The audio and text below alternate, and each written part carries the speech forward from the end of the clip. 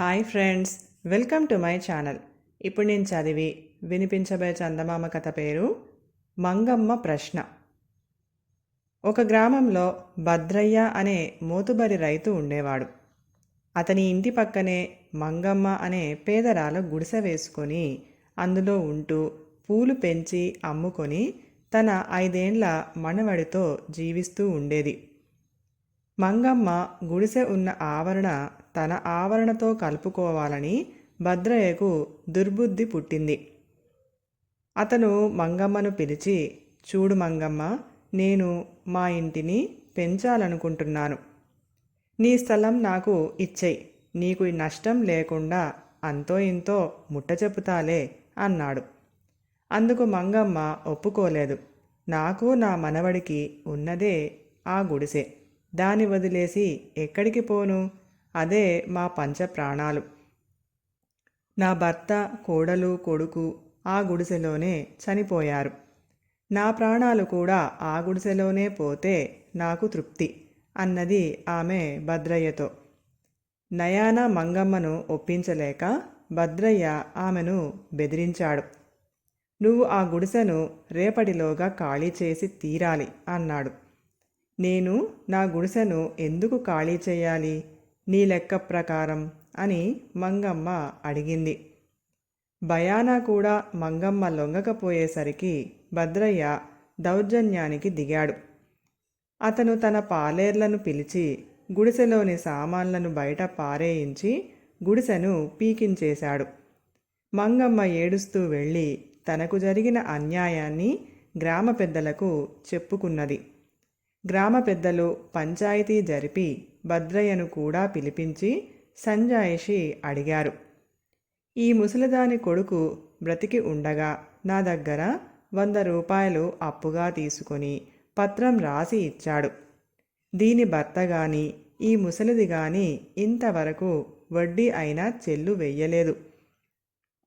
అసలు వడ్డీల కింద నేను వాళ్ళ గుడిసెను స్వాధీనం చేసుకున్న మాట నిజమే అంటూ భద్రయ్య ఎవరిదో వేలిముద్ర ఉన్న దొంగ పత్రాన్ని గ్రామ పెద్దలకు చూపాడు.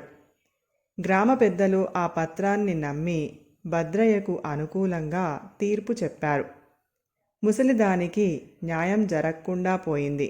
తర్వాత ముసలి మంగమ్మ మరొకచోట గుడిసె వేసుకొని పూర్వంలాగే పూలు అమ్ముకుంటూ కాలక్షేపం చెయ్యసాగింది. కొద్ది రోజులు గడిచాయి. భద్రయ్య మంగమ్మ గుడిసె ఉండిన చోట పునాదులు తవ్వించసాగాడు. ఒకనాడు మంగమ్మ తన మనవణ్ణి వెంట పెట్టుకొని తవ్వకాలు జరిగే చోటికి వచ్చింది. భద్రయ్య ఆమెను చూసి, ఏం ఇట్లా వచ్చావు అని అడిగాడు. తమరు గొప్పవారు, నేను పేదముండను, నువ్వు నన్ను కనికరించదగిన వాడివి. నీ నుంచి ఒక చిన్న సహాయం కోసం వచ్చాను అన్నది మంగమ్మ. ఏమిటా సహాయం అని భద్రయ్య అడిగాడు. నా మనవడు పాతచోటు చూపించమని రోజు ఒకటే పోరు అన్నది మంగమ్మ. చూపించావుగా, ఇక వెళ్ళు అన్నాడు భద్రయ్య. పోతాను, ఒక గంపెడు నా గుడిసె మన్ను ఇప్పించు, దానితో పొయ్యి చేసుకొని వండుకొని తింటూ తృప్తి పడతాం అన్నది మంగమ్మ. ఆ పిచ్చి కోరిక విని భద్రయ్య నవ్వి, సరే తీసుకుపో అన్నాడు. మంగమ్మ ఒక గంప నిండా పాత గుడిసె మన్ను నింపుకొని, బాబు, నీకు పుణ్యం ఉంటుంది, కాస్త ఈ గంప నీ చేతి మీదిగా నా నెత్తికి ఎత్తు అన్నది. భద్రయ్య గంప నెత్తిన ఎత్తబోయాడు. కానీ అంత బరువు ఎత్తటం అతని వల్ల కాలేదు. మళ్ళీ ప్రయత్నించాడు.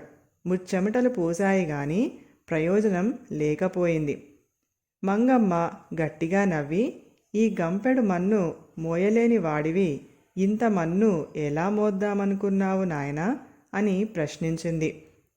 భద్రయ్యకు అవమానం అయ్యింది. అవమానంతో పాటు జ్ఞానోదయం కూడా అయ్యింది. తాను చేసిన పనికి సిగ్గుపడి అతను ఆ తవ్విన పునాదులతోనే మంచి ఇల్లు కట్టించి దాన్ని మంగమ్మకు ఇచ్చేశాడు. కథ సమాప్తం. ఈ కథ కనుక మీకు నచ్చినట్లయితే ప్లీజ్ లైక్ చేయండి, షేర్ చేయండి. మరిన్ని మంచి మంచి కథల కోసం మా ఛానల్ని సబ్స్క్రైబ్ చేసుకోండి. Thank you.